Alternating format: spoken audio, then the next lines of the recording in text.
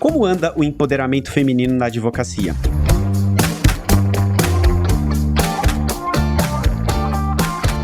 Neste mês especial das mulheres, vamos falar no episódio de hoje sobre um tema muito importante, o empoderamento feminino na advocacia. Tenho aqui comigo 3 mulheres que contribuem muito para que outras mulheres tenham cada vez mais espaço e respeito nos escritórios. É com grande satisfação que recebo a Luciana Tornowski, a Maria Helena Bragaglia e a Márcia Sicarelli, ambas sócias do Demarest Advogados e integrantes do Comitê de Mulheres, programa de equidade de gênero do Demarest Advogados. Sejam muito bem-vindas ao Juridicast. Obrigada, Leandro. Grande prazer estar aqui hoje. Prazer, Leandro. Muito obrigada pelo convite. Para entrarmos aqui no tema, como que surgiu o De Mulheres no Demarest? Bom, acho que eu posso começar aqui falando. É a Luciana, um prazer enorme estar aqui com vocês. Mais uma vez, muito obrigada, Leandro, pelo convite. O De Mulheres, ele surgiu, na verdade, como um sonho, né? A gente via aqui no escritório, nós temos muitas mulheres, como em todo o meio jurídico. Hoje em dia, na faculdade de Direito, as mulheres são maioria, então acho que hoje em dia tem mais de 55%, acho que 57% de mulheres. Então é natural que nos escritórios de advocacia você tenha um grande número de mulheres na base, né? Então muitas estagiárias, muitas advogadas júniores. E aí a gente começou a ver que, infelizmente, na medida que elas progrediam na carreira, esse número de mulheres ele ia diminuindo. Então tinha um gargalo e a gente queria entender por que isso acontecia. Eu participei de várias conferências, várias discussões sobre o assunto. No Brasil, eu sou a chair da Harvard Women Alliance e comecei a ver da importância de se discutir isso, se aprofundar e trazer a conversa para o escritório. E aí eu conversando com as minhas sócias, a Maria Helena, que está aqui conosco hoje, se interessou muito sobre o assunto, sobre o tema, falou: Lu, por que a gente não dá um pontapé inicial e lança oficialmente um programa dentro do escritório? E a gente começou a se reunir, a gente conversava bastante sobre o assunto, até que no dia 23 de agosto de 2017, finalmente a gente lançou oficialmente o programa De Mulheres, com um grande evento. A gente lotou nosso auditório no escritório com mais de 150 pessoas, trouxemos mulheres incríveis para falar das suas trajetórias, das suas experiências, e aí lançamos oficialmente o De Mulheres, né, Helena? É isso aí, Lu. E o que eu acho que é super importante falar, que a gente começou a participar dessas discussões, desses fóruns de discussões, e percebemos que, na verdade, o conhecimento que a gente tinha a respeito do tema empoderamento feminino era um conhecimento muito superficial, e que a gente precisava, de fato, aprofundar e trazer esse tema de extrema relevância para dentro do escritório. Então, em termos de estruturação do programa, acho que um dos primeiros passos que a gente deu foi, de fato, contratar uma empresa terceirizada para fazer um diagnóstico, né? Esse problema que a Luciana mencionou, de termos muitas mulheres na base e não tantas no topo da carreira, obviamente chamou atenção, mas ele não é o único problema quando a gente fala em equidade de gênero, né? Ele, na verdade, é a consequência. Então, nós contratamos uma empresa terceirizada para fazer um grande diagnóstico a respeito do nosso escritório, para entender quais eram as barreiras e quais eram os impulsionadores, e a partir daí, então, estruturar um programa formal para trabalhar em todos esses pontos e conseguir, por meio do programa De Mulheres, a tão almejada equidade. No final, a missão do De Mulheres, então, seria de garantir, né, por meio de propostas, de direcionamento de iniciativas institucionais, isso é muito importante que seja um programa institucional, que a gente tenha um ambiente de trabalho verdadeiramente diverso, inclusivo, e que a gente possa desenvolver a carreira das profissionais do escritório, atrair e reter talentos e promover a crescente melhoria da qualidade dos nossos serviços prestados. E aí gerar novos negócios, parcerias e, no final do dia, fortalecer nossa marca e tornar o escritório um ambiente cada vez melhor, que é isso que a gente espera. E hoje, quais são os pilares que sustentam o De Mulheres? Quem fala agora é a Márcia Sicarelli, aqui no nosso trio. Bom, obviamente, né, o programa ele é um programa de equidade de gênero, né? Esse é o nosso objetivo final. Esse nosso objetivo ele se apoia em diversos valores. O primeiro é justamente o valor da dignidade humana, que é a base de qualquer tipo de programa de equidade, né? De você respeitar e valorizar o ser humano, independentemente de gênero, de raça, de orientação sexual, de religião, enfim, de qualquer programa de diversidade. Um segundo ponto importante é de cooperação, porque um programa como o De Mulheres, ele envolve todos os colaboradores do escritório. Ele não é um programa apenas das mulheres, porque, como a gente vai discutir, ele é um benefício para todo mundo. Quando a gente tem mais inclusão, a gente tem benefício para toda a sociedade, para toda a empresa. Também tem um apoio na transparência. Eu acho que isso é algo extremamente caro para qualquer programa, de você efetivamente discutir, colocar na mesa quais são os principais pontos, quais são as ações. Não há consenso sobre tudo, há um aprendizado de todos nós. E essa transparência, ela é fundamental para que a gente vá ganhando consciência, sensibilização e que vá realmente dando passos nessas iniciativas. Persistência, porque obviamente os obstáculos existem, por exemplo, um ano de pandemia, as pessoas mais distantes, e você precisa o tempo todo, todas nós, né, eu, a Lena, a Luciana, a gente está sempre uma puxando a outra, se ajudando, né? E por fim a sororidade, que eu acho que é um dos ganhos tão fortes que a gente teve no programa de mulheres, que é justamente esse vínculo, essa aliança que nós criamos com as mulheres, de realmente de todas perceberem a importância de nos ajudarmos, de nos ouvirmos, de ter companheirismo e de realmente uma puxar a outra. Quanto mais mulheres sobem, mais mulheres você consegue fazer subir.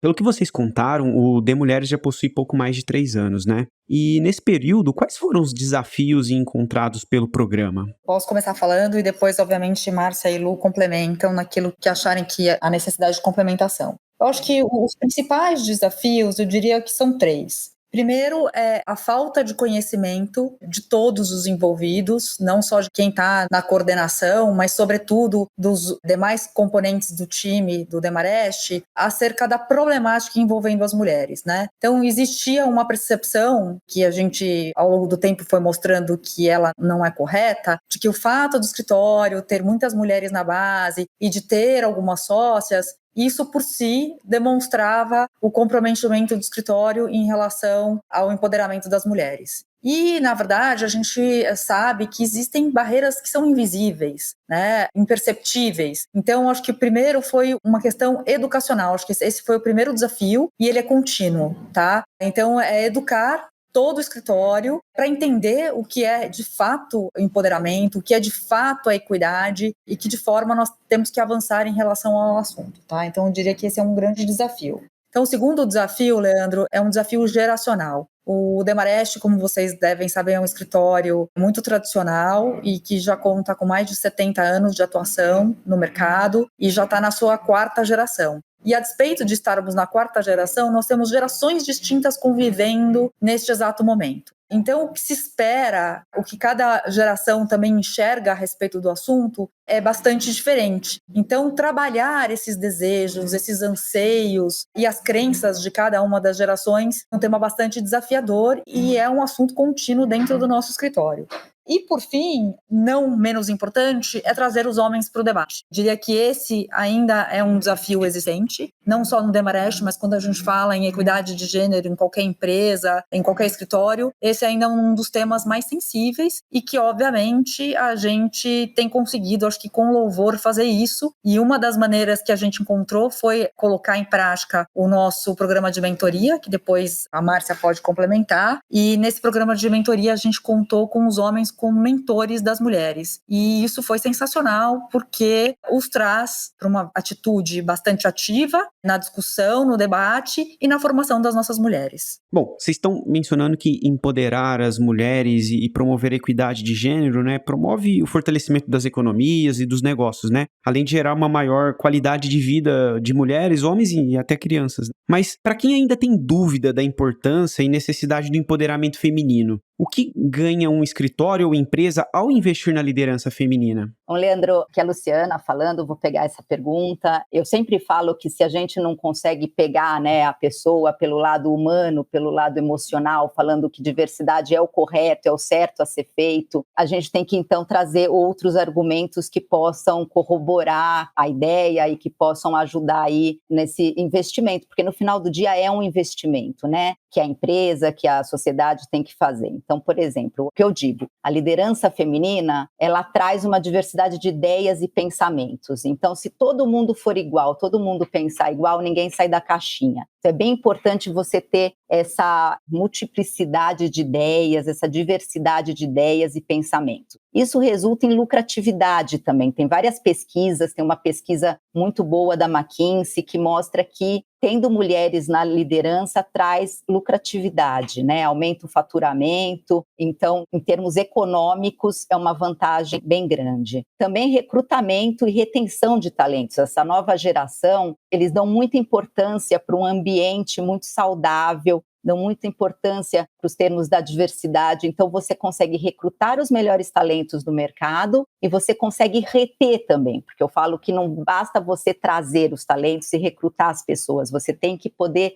mantê-las, retê-las no escritório, tendo assim um ambiente melhor. E sobre esse assunto eu posso até dizer que a gente tem muito orgulho que o Demarest ganhou o Great Place to Work, que é uma certificação internacional, né, de um ambiente muito bom para se trabalhar. Ganhamos o Great Place to Work Women, que é específico para mulher, e fomos reconhecidos com o selo do Guia Exame de Diversidade. E também da ONU Mulheres, a gente ganhou o prêmio, né, como uma das melhores empresas que cumprem com todos os WEPs, como se fossem os KPIs aí da diversidade para o empoderamento feminino. E o ponto também muito importante, que hoje em dia a gente não pode esquecer, que os próprios clientes estão demandando isso. Então é muito comum nós recebermos formulários, questionários para preencher, para a gente dizer quanto que a gente tem de mulheres no escritório, quanto que a gente tem de mulheres na alta liderança, e os clientes têm escolhido cada vez mais os escritórios baseados nisso. E hoje em dia, muito tem se falado de ESG, né, ESG, alinhamento de boas práticas. Então, várias companhias são obrigadas a mostrar que cumprem com essas boas práticas de mercado, e a diversidade é um dos pontos fundamentais para você cumprir com essa boa governança.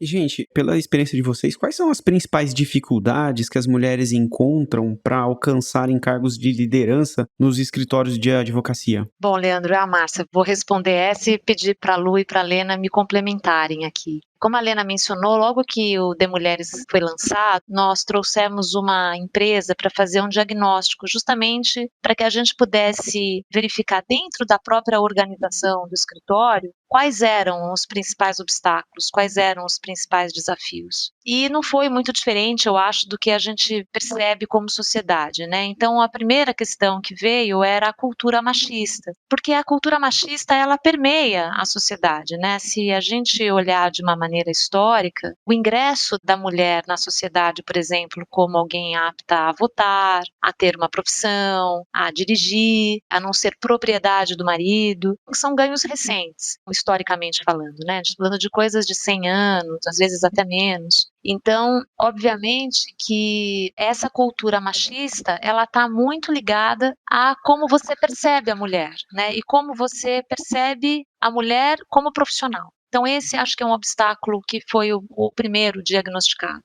O segundo é muitas vezes uma visão de que a mulher, para avançar, ela tem que incorporar certas características masculinas, né? Então, como se ela tivesse que agir como um homem e não pudesse ter as suas características próprias. Como se só houvesse uma única caixinha, um único formato de liderança. E é preciso desmistificar, né, essa caixinha, esse rótulo, até porque ele engessa a sociedade, né? Ele engessa a própria diversidade de pensamento, a própria inovação. O outro ponto muito comentado é a questão da maternidade e a necessidade de várias jornadas, né? Então, obviamente, as mulheres, elas acabam assumindo muito mais tarefas domésticas do que os homens, não só na questão da maternidade, no cuidado dos filhos, mas também nos cuidados com a casa, muitas vezes no cuidado com os pais, com os familiares, e isso faz com que ela tenha, muitas vezes, menos tempo para se dedicar, por exemplo, a tarefas de networking, questões que tomem seu tempo à noite. E mais do que isso, às vezes isso é visto pela liderança, no momento em que ele vai promover as mulheres, com uma percepção de que ela não é tão engajada, o que não é verdade, é uma questão de rótulo. Ah, bom, quando uma mulher vira mãe, você pode pensar assim, puxa vida, mas então se ela virar mãe, ela vai se dedicar menos ao trabalho. Mas você não tem a mesma visão quando um homem vira pai, né? Pelo contrário, você pode até pensar que o homem ganhou maturidade e que ele vai talvez ser ainda mais dedicado. Então, essa percepção, esse rótulo, muitas vezes, que se cria, e que nem sempre é consciente, muitas vezes é inconsciente, foram justamente essas falas que vieram no escritório quando a gente fez o diagnóstico, que são muito nosso guia nas iniciativas que a gente adota, mas que não são diferentes das questões que permeiam a própria sociedade. Então, acho que os desafios que a gente tem de avançar de cargos de liderança no escritório são os mesmos desafios muito similares do que a gente tem em praticamente todo o meio profissional. Só complementando aqui, Márcia, quem não tem exemplo, né, para dar de situações que a gente já se deparou, infelizmente, com esse viés inconsciente, que a gente fala que realmente é inconsciente. As pessoas não têm noção de que realmente tem aquilo incorporado. Então, por exemplo, meu marido também é advogado e a gente viaja muito para conferências internacionais e coincide da gente ir, às vezes, nas mesmas, porque a gente é da mesma área. Então, quantas vezes me pararam para perguntar, nossa, mas vocês estão aqui, com quem ficaram as crianças? Quem está cuidando das crianças? E toda vez eu respondi. Aí teve uma vez que eu cansei, eu falei assim, olha, por que você não pergunta para o meu marido que está ali e que também é de outro escritório concorrente, né, é sócio de outro escritório também de M&A? Por que essa pergunta é sempre para mim? Por que a mãe não pode viajar ou não é bem vista quando viaja? Então, isso é cultura, né? É uma coisa que está enraizada, como a Márcia falou, infelizmente, na nossa sociedade. Com certeza. E eu também queria aproveitar esse gancho e trazer aqui duas informações. Existem, obviamente, esses fatores extrínsecos, que são super relevantes e são esses fatores que a gente trata, mas existem também fatores que são intrínsecos, né? A forma como a mulher foi educada durante muitos anos, e isso vai permeando gerações, faz com que a mulher, muitas vezes, não tenha a autoconfiança, né? E, em alguns momentos, tenha dúvida no tocante ao seu potencial. Então, isso é uma coisa que o Demarest tem trabalhado bastante em relação às mulheres. E quando a gente olha, inclusive, para a nossa sociedade, as mulheres que fazem parte hoje são muito diversas no sentido de estilos e de formas de enxergar as coisas, o que, de alguma maneira, acaba sendo, na verdade, um espelho para as mulheres que estão embaixo, saberem que com as suas diferenças e com seus modos de ser diferentes conseguem almejar a sociedade. E também pensando nessa questão de carreira a longo prazo, a gente também tem um programa destinado aos jovens do escritório, que é o De Futuro, e que a gente já trabalha na base com as mulheres a questão da confiança. Inclusive, só dando exemplo, na semana passada a gente fechou uma parceria com a School of Life, que é uma escola que foi fundada em Londres e que tem hoje aqui uma sede no Brasil e que trata de competências, de soft skills. Então, a gente já trabalha a turma mais jovem e principalmente as mulheres nessa questão para que esses atributos que às vezes, essas questões que às vezes são internas, para que elas não impactem a carreira dessas mulheres. Maravilha. E a gente pode dizer que existe diferença no estilo de liderança da mulher em comparação ao estilo de liderar dos homens? Ou é uma grande bobagem esse tipo de raciocínio? Vamos lá, Leandro.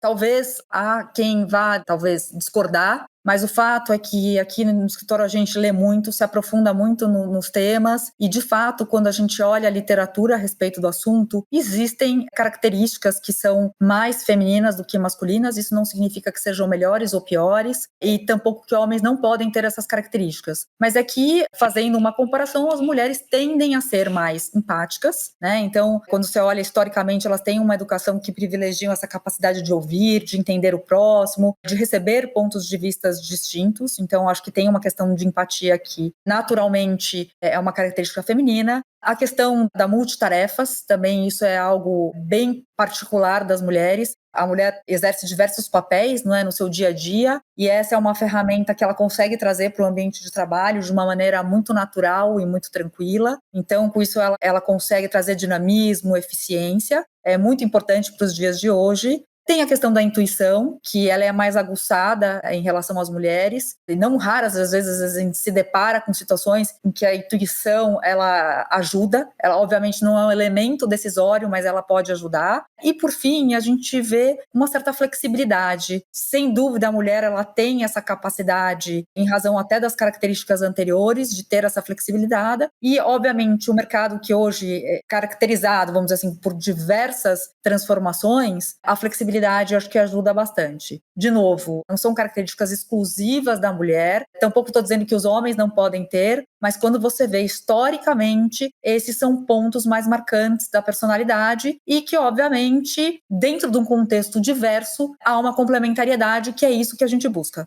A OAB já reconhece a importância da liderança feminina, né? Mas existe alguma coisa que ela poderia fazer para fomentar ainda mais a liderança feminina no universo jurídico? Leandro, a OAB já tem várias comissões, né, que são dedicadas ao tema da diversidade. Então, aqui em São Paulo, a OAB São Paulo tem a Comissão da Mulher Advogada, que é bem atuante, promove vários eventos, iniciativas. E no final do ano passado, eu não sei se você acompanhou, mas teve uma discussão bem ardente no final, foi aprovado que todos os partidos que fossem registrados para participar das eleições da OAB tivessem 50-50, ou seja, 50% de participação feminina, 50% de participação masculina. Então, isso foi uma forma que a OAB encontrou de fomentar mesmo a liderança feminina dentro da OAB, né, de que mais mulheres pudessem participar como candidatas aos cargos na OAB. E isso também teve para a questão racial também, então tem uma cota racial de 30% nas eleições. Eu vejo com muito bons olhos essa iniciativa da OAB e eu acho que, assim como na nossa política, a gente precisa encorajar cada vez mais que as mulheres participem das discussões políticas do país, das discussões no âmbito da OAB. Então, a OAB tem feito, a meu ver, um ótimo papel nessa iniciativa de fomentar a carreira e a liderança feminina. Eu participo do conselho do CESA, eu sou conselheira do CESA, que não sei se você conhece, é familiarizado com o CESA, que é o Centro de Estudos das Sociedades de Advogados, né, que tem o nosso presidente, o Cagé, e dentro do CESA a gente discute muito a questão da diversidade. Então eu, como conselheira, estou também em outros comitês, eu participo do CADEP, que é o Comitê de Administração e Ética, e a gente criou também um subcomitê que chama de Liderança Feminina nos Escritórios de Advocacia, que eu participo com muita honra, junto com outras sócias de grandes escritórios. Então, os maiores escritórios do Brasil estão representados nesse comitê e a gente já fez vários workshops, a gente já fez vários eventos. Todo mês de março, o CESA promove na assembleia deles, na plenária, uma discussão, um debate sobre liderança feminina nos escritórios, o que pode ser feito, que iniciativas a gente pode tomar. E no Comitê de Diversidade, a gente lançou um guia para ajudar os escritórios de advocacia a implementarem uma prática, terem um programa de diversidade e como fazer isso, como estruturar um programa de diversidade dentro dos escritórios de advocacia. Depois, se você quiser, eu posso compartilhar com vocês, mas o CESA também, assim como a OAB, tem isso na pauta como um tema muito importante, que tem que ser fomentado, tem que ser discutido, e nada melhor do que a gente falar com a maior transparência e abordar os problemas, os desafios, os gargalos, para a gente conseguir encontrar soluções e conseguir ajudar aí não só os escritórios, como toda a sociedade. Agora, Lu, eu acho que seria legal contar um pouquinho aí para o Leandro e obviamente, para quem está nos ouvindo, que a despeito desses esforços, né, que estão tendo aí por parte da OAB e mesmo por parte do CESA, esse trabalho que demanda dedicação, demanda esse estudo aprofundado, ele ainda não está sistematizado em todos os escritórios de advocacia, principalmente quando a gente pensa em escritórios de pequeno porte ou até médio porte. Então, que obviamente esse bate-papo e todo o trabalho que já é feito por essas instituições possa servir de exemplo, porque de nada adianta termos assim grandes players fazendo alguma coisa e uma parte relevante aí da nossa sociedade de advocacia não atuando na mesma toada. Então, acho que esse é um alerta que fica da importância dos escritórios menores e até dos médios escritórios entrarem forte nessa questão da equidade. Sem dúvida, Maria Helena, ainda mais porque os grandes escritórios brasileiros, que a gente chama de full service, já tem isso no radar. Eu acho que a grande maioria deles, se não todos, já tem implementado um programa de diversidade. Então, eu acho que o foco mesmo é a gente poder inspirar e ajudar os escritórios de médio e pequeno porte e também discutir a importância de se ter programas de diversidade dentro desses escritórios. Bom, o nosso episódio vai chegando ao final e, para a gente encerrar, Qual mensagem vocês podem deixar para os advogados e escritórios que desejam aumentar o protagonismo feminino dentro da banca? Bom, vou iniciar aqui e a Lu e a Lena vão me complementando, Leandro. Eu acho que a primeira coisa importante para ser observada é de que qualquer programa de equidade, ainda mais um programa que queira efetivamente lidar com uma realidade, né, tão estrutural, é que tenha um apoio da liderança. Esses programas, eles precisam acontecer de cima para baixo, no sentido de que se não houver um engajamento verdadeiro do comando, da alta liderança do escritório, se as pessoas não acreditarem, ele tende a ter vida curta. E acho que esse é um diferencial muito grande que a gente tem no Demarest, que dá muita legitimidade para todos os nossos programas de diversidade, que a gente tenha um engajamento muito legitimado, muito verdadeiro de toda a liderança, porque a liderança ela funciona pelo exemplo. Não adianta você ter um discurso e um material de marketing bonito se a alta liderança, os sócios, não agirem de uma maneira condizente, consistente com aquilo que é pregado num programa de equidade. O segundo, né, a segunda dica, talvez importante, que eu acho que a gente também utilizou no escritório que funcionou, é de você ter que ter uma estruturação mínima de programa. Então, no nosso caso, a gente teve esse diagnóstico inicial. A Lena, que foi quem estruturou todo esse programa inicialmente, ela criou todo um material junto com uma consultoria, com missão, valores, com metas, com prazos, com iniciativas, com datas para essas iniciativas, com orçamento, né? É importante que você tenha uma linha de orçamento específica para aqueles programas eles efetivamente saiam do papel. Essas iniciativas invariavelmente envolvem outras empresas, envolvem assessorias, porque tem uma curva de aprendizagem também muito grande em você se identificar com a causa e você realmente conseguir implementar mudanças, né, ações afirmativas, iniciativas que vão acelerando as mudanças que a própria sociedade está trazendo. E por último, que eu acho que a gente no escritório implementou nesse ano de pandemia, é o diálogo. É importante que todas as iniciativas, as conversas, né, as ideias, elas sejam debatidas de maneira aberta, de maneira transparente, com possibilidade de divergências, porque há divergências. Nem todas as iniciativas, todo mundo vê valor agregado, nem todo mundo concorda, por mais que você se identifique, há aqueles que não veem valor e você precisa trazê-los, sensibilizá-los, ouvi-los, para que realmente o programa ele seja percebido como algo importante para toda a sociedade, porque o ganho que se tem no final é para todos. Quando você tem um programa mais inclusivo, um escritório onde há protagonismo feminino, onde há equidade, a gente está falando de mais oportunidades para todo mundo. Isso não é um benefício apenas para as mulheres. Isso pode ser libertador, inclusive para os homens, por exemplo. Às vezes, a Luciana, outro dia a gente foi falar com outro escritório, né, Lu, que pediu para que a gente explicasse um pouco do De Mulheres e a gente recebeu essa pergunta. Mas será que os homens não se sentem tão excluídos? E é justamente o contrário. O momento em que a gente tem um programa de inclusão, ele é inclusivo para todas as pessoas, ele pode ser extremamente libertador. Os homens, por exemplo, que querem poder sair desse rótulo de que homem é assim, mulher é assado, que querem se dedicar mais à sua família e poder falar, hoje eu vou levar o meu filho ao pediatra, ou que querem ter mais saúde mental e mais espaço. O clima onde você não deixa mais esse espaço para o desconforto, porque obviamente alguém está desconfortável, né? Quando você tem algum tipo de opressão. Quando você tira esse desconforto e gera abertura e diálogo, o ambiente de trabalho muda de uma maneira muito positiva e é só com esse ambiente tão bom que você tem realmente um espaço para que todos os talentos alcancem o seu ápice, para que hajam no seu máximo e para que você realmente tenha a inovação que é absolutamente fundamental, ainda mais nesse momento que a gente está vivendo.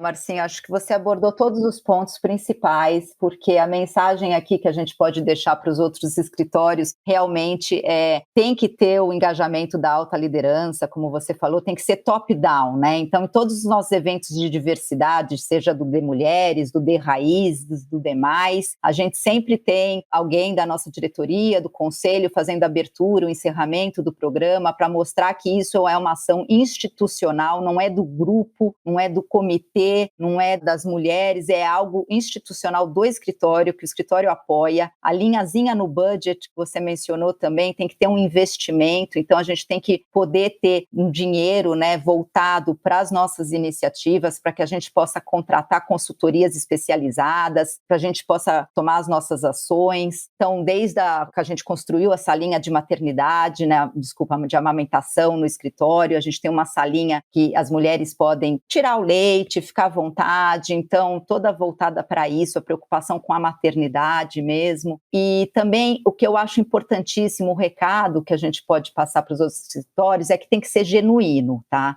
Não pode ser marketing. Infelizmente, a gente vê muita gente fazendo por puro marketing, para falar que é legal, todo mundo está fazendo, eu faço também. Mas se não for genuíno, infelizmente, as pessoas percebem e fica pior, né? E você não está inspirando ninguém, você tem que ter role models, então isso é outra coisa, assim, importante. Não adianta um escritório que tem menos de 10% de mulheres na alta liderança falar que está engajado no tema de liderança e de empoderamento feminino e não fazer sócias, não fomentar isso. Então, aqueles escritórios que têm telhado de vidro, vamos tentar discutir, vamos abrir, vamos ser transparentes e vamos adotar medidas e métricas para que a gente possa medir o que o escritório está fazendo e como que ele está evoluindo nas questões de diversidade. Eu acho que a Márcia e a Lu resumiram super bem. Eu acho que a última dica que eu daria é que, na verdade, sumariza um pouco de tudo que foi dito, é a questão da governança do programa, né? Eu acho que sem uma organização efetiva